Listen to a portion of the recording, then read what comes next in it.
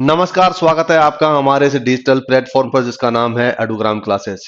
100 दिन के 100 रोजगार की कहानी को आज आगे बढ़ाते हैं और आज का अध्याय का नया चैप्टर होगा ईएमआरएस स्कूल की एक वैकेंसी है जिसकी 38,000 पद है। बात इस 38,000 की नहीं है, बात है कि ईएमआरएस में टीचर की फैसिलिटी क्या होती है, सैलरी क्या होती है, किस तरह से नौकरी लगती है। उन तमाम सारे मुद्दों पर हम चर्चा करेंगे इस वीडियो में ये भी बातें करेंगे इसकी एज क्या हो सकती है, उसकी क्वालिफिकेशन क्या चाहिए, इसके लिए क्या क्या और डॉक्यूमेंट चाहिए, क्या क्या एलिजिबिलिटी चाहिए। इन तमाम सारे किस्से और कहानियों को जोड़ते हुए इस पूरे वीडियो को अंत करेंगे और अंत में आपको यह भी बताएंगे आपको क्या पढ़ना होगा जिससे इसका सिलेक्शन हो जाए। तो बात करते हैं ईएमआरएस। उससे पहले हम बात करेंगे गवर्नमेंट ऑफ इंडिया की, बात करते हैं जो एजुकेशन प्रोवाइड कराती है।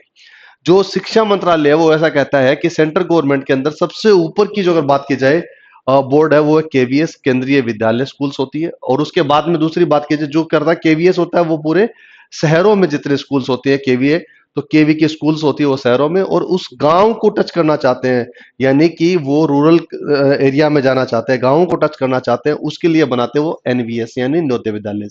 केवीएस में एक सीन होता है पीआरटी, टीजीटी और पीजीटी, तीनों टाइप की आपके पास क्या होती है वहां पर पढ़ाई होती है।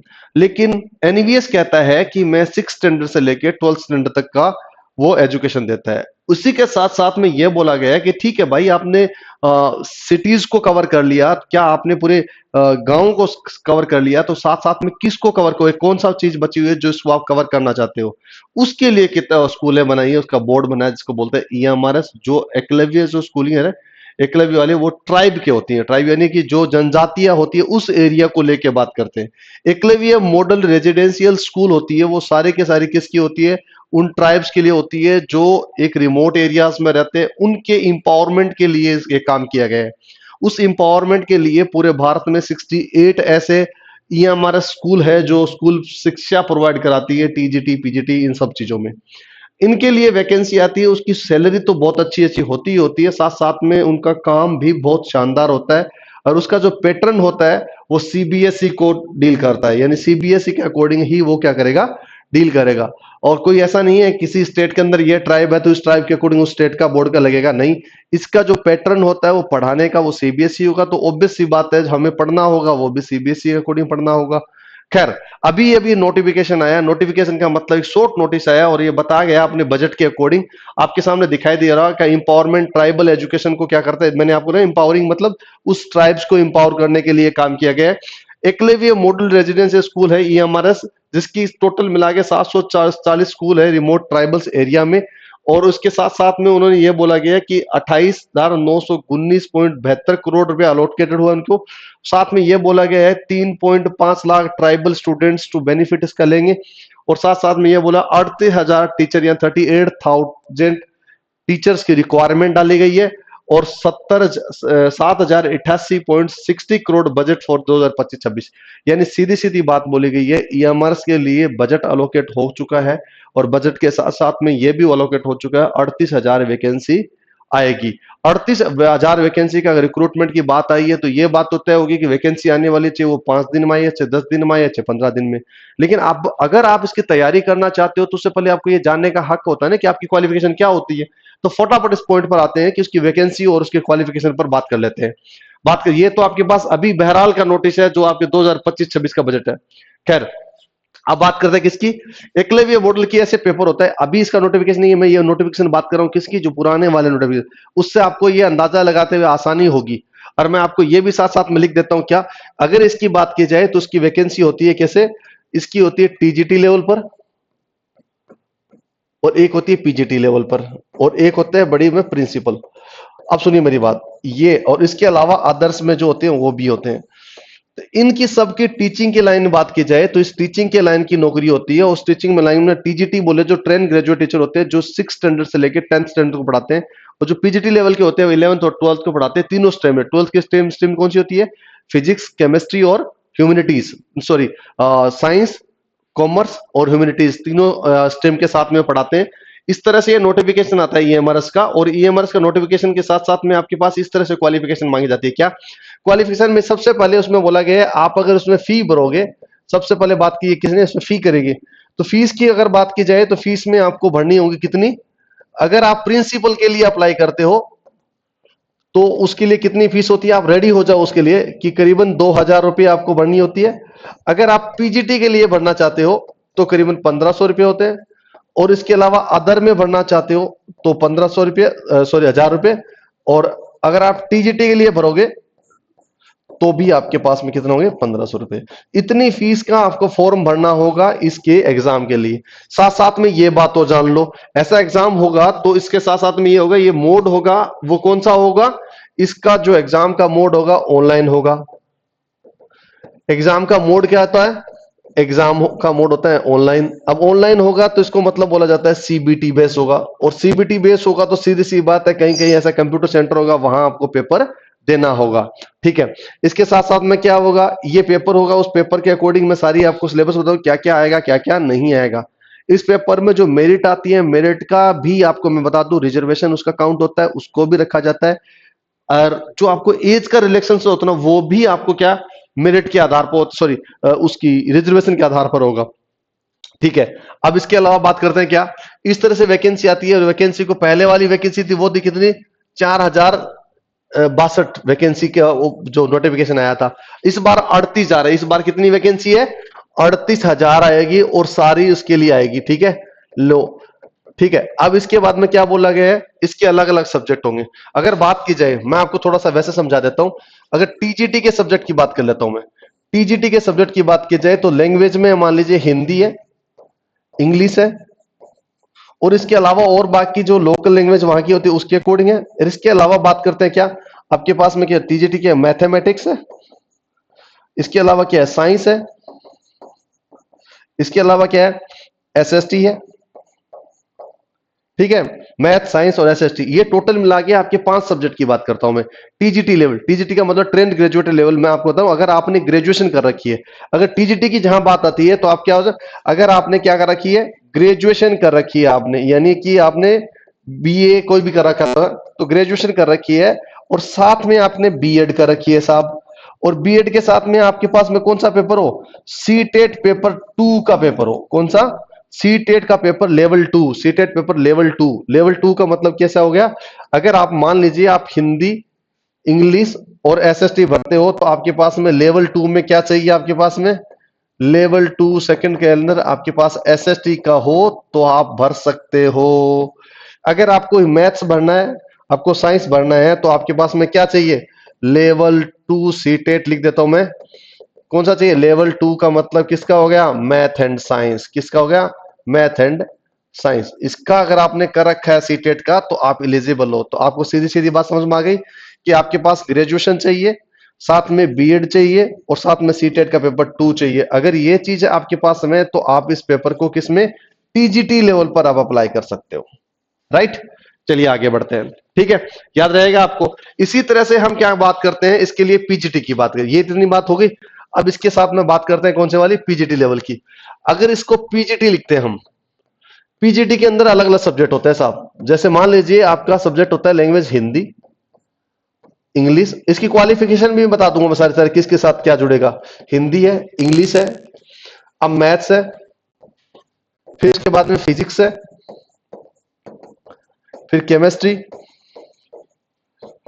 और इसके साथ में क्या है बायोलॉजी,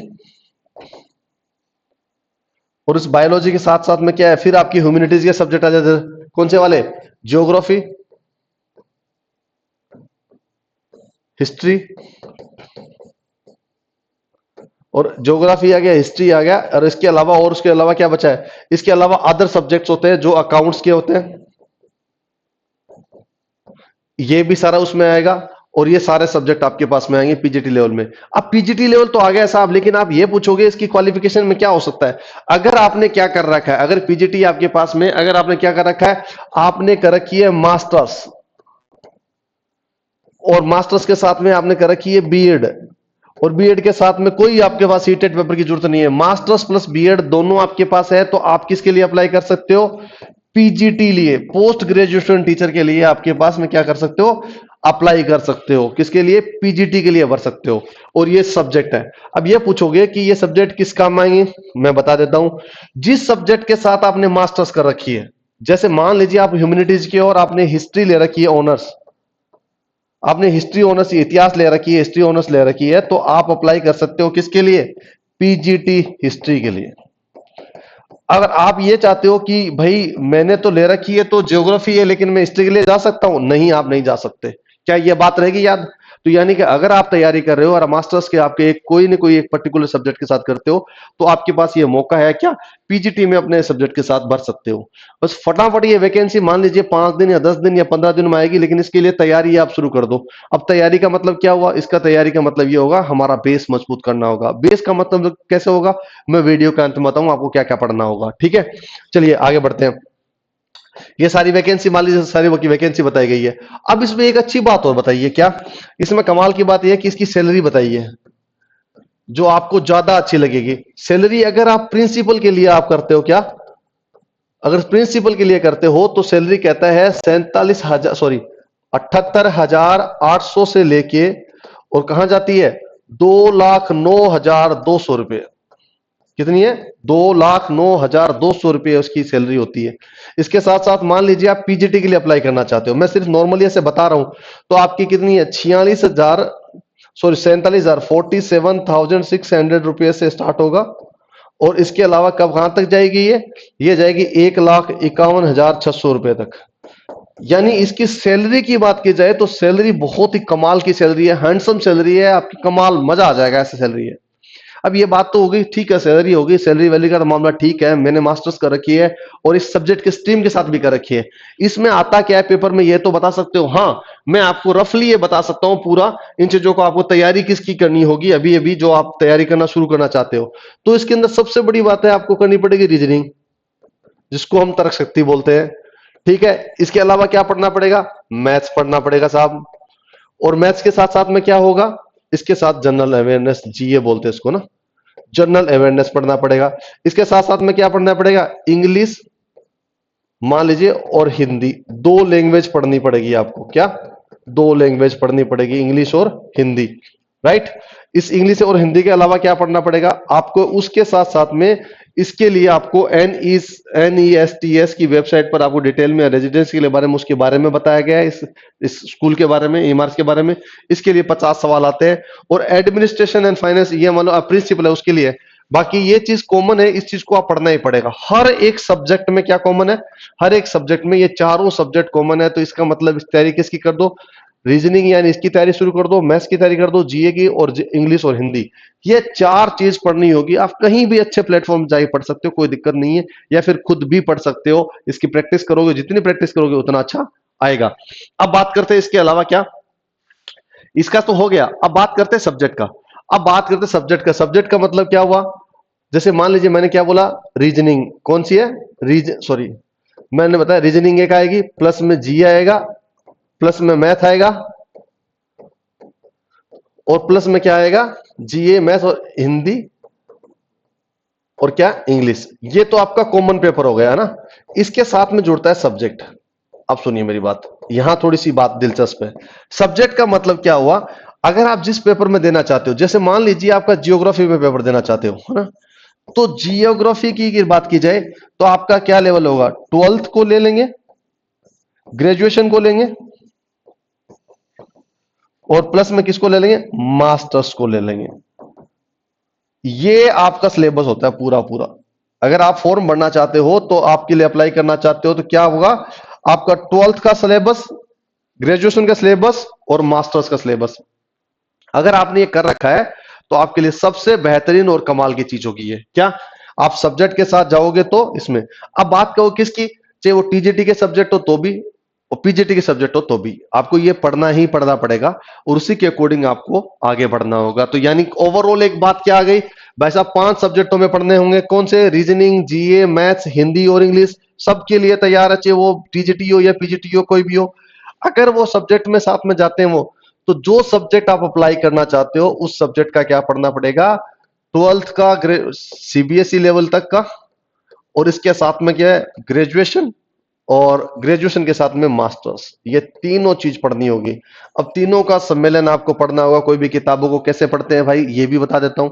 अगर किसी भी ऐसे किताबों को पढ़ते हो तो याद रखना, एक थ्योरी है, उस थ्योरी को क्या बोला जाता है? Basic to advance.